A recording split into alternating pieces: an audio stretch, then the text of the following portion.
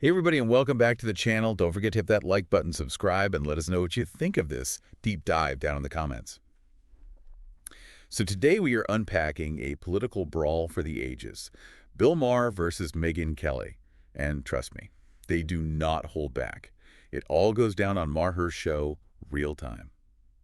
And we've got your front row seats. Yeah, what's interesting is they start off talking about the Russia-Ukraine war and, Putin's alliances, but things escalate They quickly. escalate, all right. Maher kind of sets the stage by Right. saying, Putin's got more friends than people think. He points to like the BRICS nations and others, cozying up to Russia.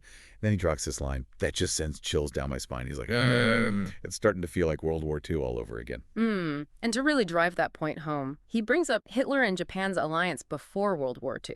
Right. Like, they were completely different regimes, he argues, but they were united by one thing, fascism. Whoa, okay, so he's setting up this, like, us versus them narrative. You know, democracy's on one side, autocracy's on the other.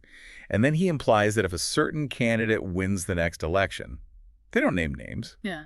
but it's pretty clear who they're talking about. The U.S. could end up on the wrong side of history. Buddy-buddy with the dictators. Yeah.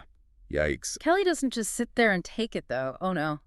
She fires back, defending this unnamed candidate's foreign policy record, saying they didn't start any new wars and that they projected strength as a deterrent. Okay, so she's got receipts. She does. She points out that Putin only invaded Ukraine after Biden took office. Her argument is that Putin saw a weakness, Yeah. after the Afghanistan withdrawal and pounced, she says, under this other candidate. Adversaries wouldn't know what to expect. They'd be too afraid to make a move. Interesting. It's a classic peace through strength argument, right? Totally. But then Kelly pivots hard, taking the conversation from global politics to the U.S. domestic scene. Oh, boy. Yeah. Here we go. And she throws down a huge accusation.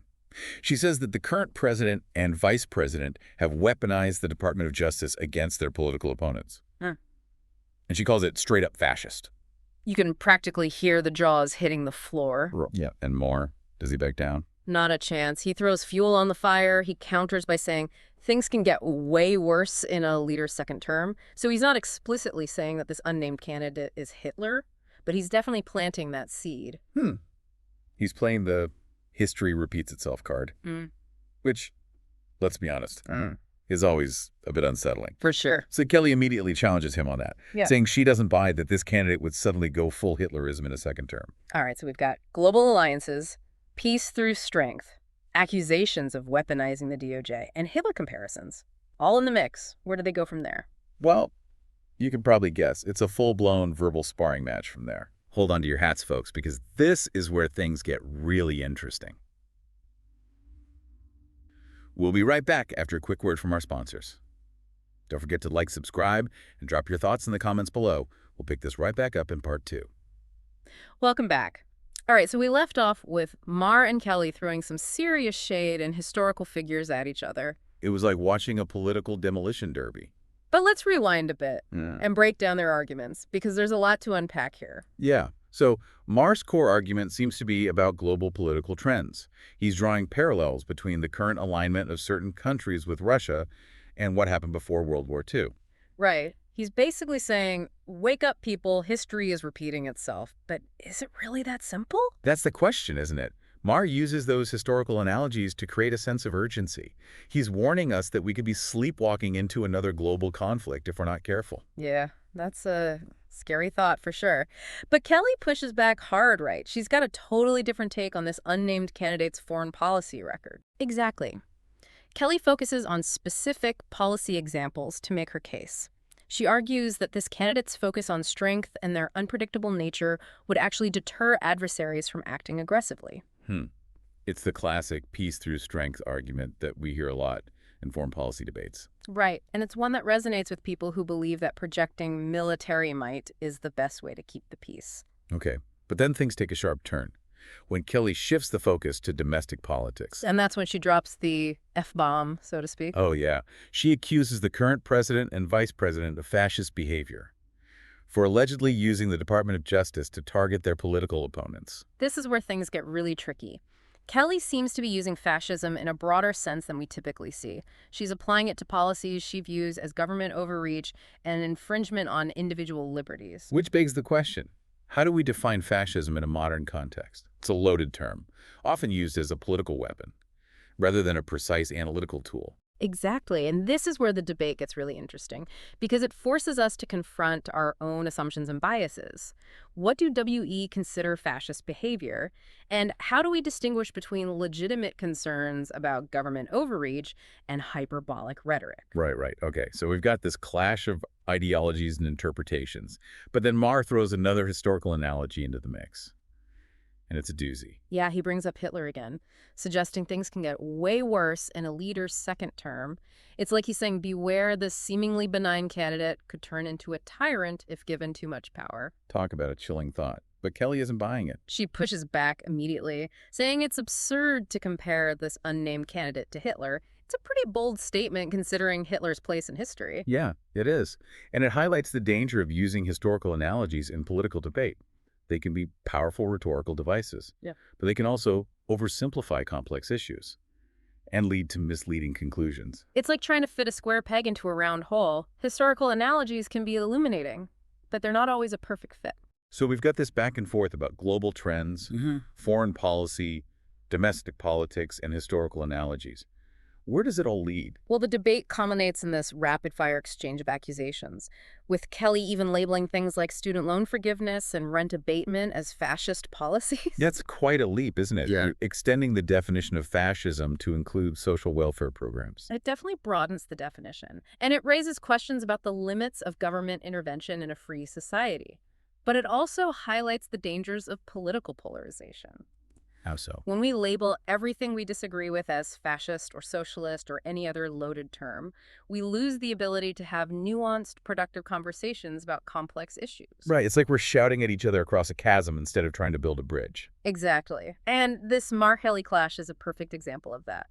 So we've dissected their arguments, explored their use of historical analogies, and delved into the complexities of defining fascism in a modern context. But what does it all mean? What are the key takeaways from this verbal brawl? We'll tackle that and wrap things up in part 3. Okay, we're back for the final round of this Maher-Kelly showdown. It's been a wild ride, hasn't it? It has. But beyond the heated rhetoric and the historical comparisons, I think there's something deeper going on here. Oh, absolutely.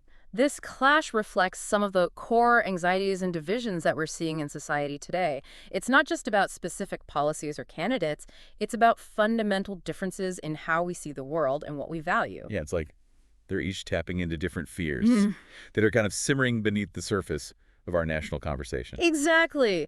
Maher, with his warnings about creeping authoritarianism and his wrong side of history rhetoric, is speaking to a fear of losing our democratic values. And it's a fear that's amplified by the rise of populist movements around the world, the erosion of trust in institutions, and the constant barrage of information and misinformation that we're bombarded with every day. Right. And then you have Kelly, who's pushing back against what she sees as excessive government control, and a woke ideology that she believes is stifling individual liberty. So it's like a fear of being silenced, of having your values and beliefs dismissed, or even demonized by those in power. Exactly. And both of these fears are legitimate, to some extent. We should be concerned about the erosion of democratic norms and the potential for authoritarianism.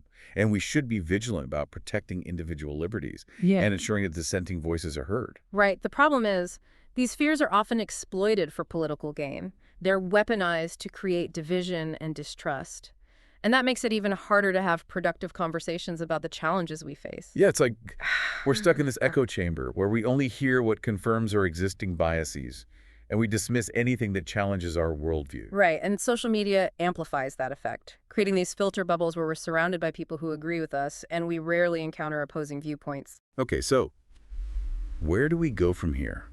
How do we bridge these divides and start having more meaningful conversations? That's the million-dollar question. It's not easy, but I think it starts with recognizing that these fears are real and that they're often rooted in genuine concerns. Okay. Instead of dismissing each other's fears, we need to try to understand them. We need to listen with empathy and try to see the world through each other's eyes. And maybe, just maybe, if we can start listening to each other instead of shouting at each other, we could find some common ground and start working together to address the challenges that we all face. It won't be easy, but it's essential if we want to preserve our democracy and create a more just and equitable society. Well, this deep dive into the Maher-Kelly clash has been intense, But I think it's also been illuminating. It's forced us to confront some uncomfortable truths about our political discourse and the deep divisions that exist in our society. But it's also reminded us that we're not alone in our anxieties, and that there's still hope for finding common ground.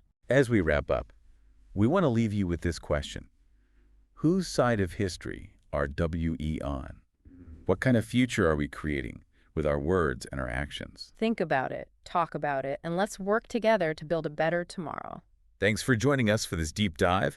Don't forget to like, subscribe, and hit that notification bell so you never miss an episode. And be sure to share your thoughts in the comments below. We'd love to hear from you.